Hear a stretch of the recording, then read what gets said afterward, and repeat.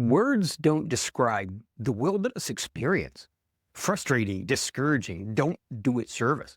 We know we went through our own very long wilderness season. We're just trying to endure. You're trying to make sense of it.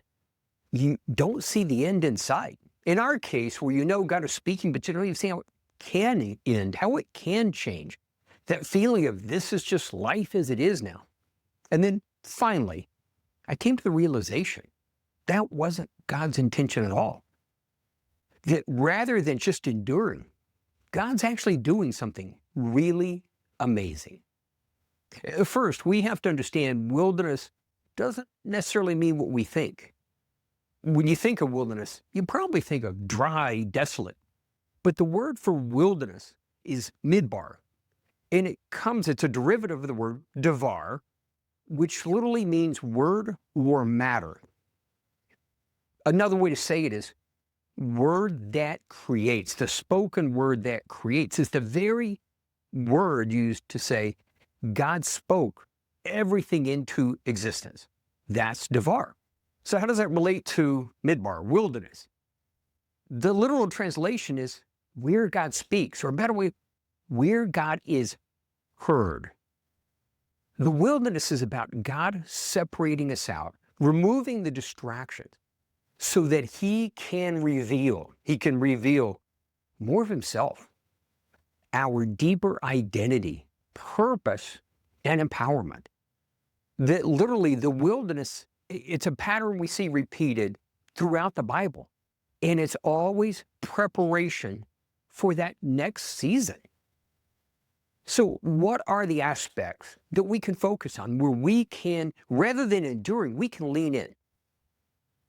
The first one is separation. It is literally separation. It's moving, and whatever that separation looks like, removing the distractions so we can focus on him. And one of the things I had to do, was get past why, how, the questions. Because those were the distractions limiting my ability to see what God was trying to do, what he was trying to show us so he could bring that promotion. So the first step is recognizing in that separation, rather than why ask why, lean in. What do you want me to know, God? What are you trying to show me? Number two, when God brought his people out in that wilderness experience on the way to the land of blessing, he was revealing a deeper aspect of himself. He had brought them out of Egypt with great power. And then so many things, we'll just touch on a few that he was doing in that wilderness. He was revealing his heart towards them, his empowerment, and so on.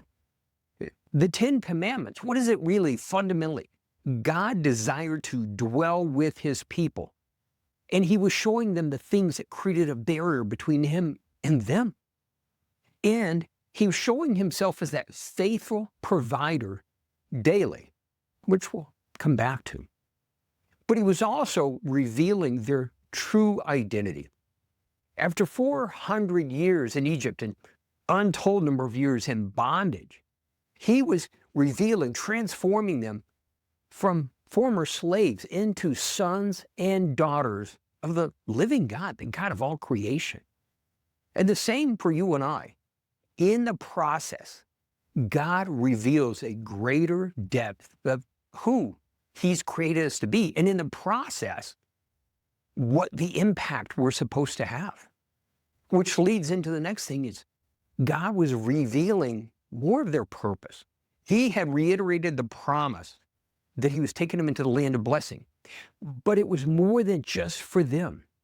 He invested great time explaining to them, showing them how that blessing was meant to overflow to others, that it would reflect his nature, his character.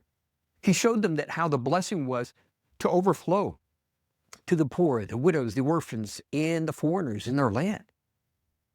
All that God does is always about what goes out rather than what comes in. And then empowerment. They were going to face nations greater and stronger than they were. And they had no fighting experience. But more importantly, their victories weren't going to be won through their strength and their ability. That their victories were going to be won by that partnership with God, just following his leading in faith and letting him give them the victory. And that's something that had to be learned, had to be revealed to them. And then back to provision.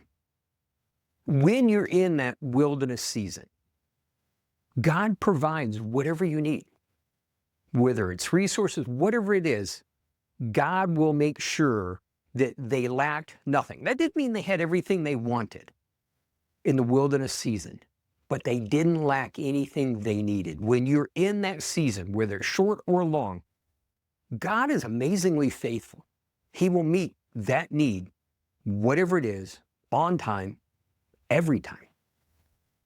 The wilderness season is preparation for that next phase of life.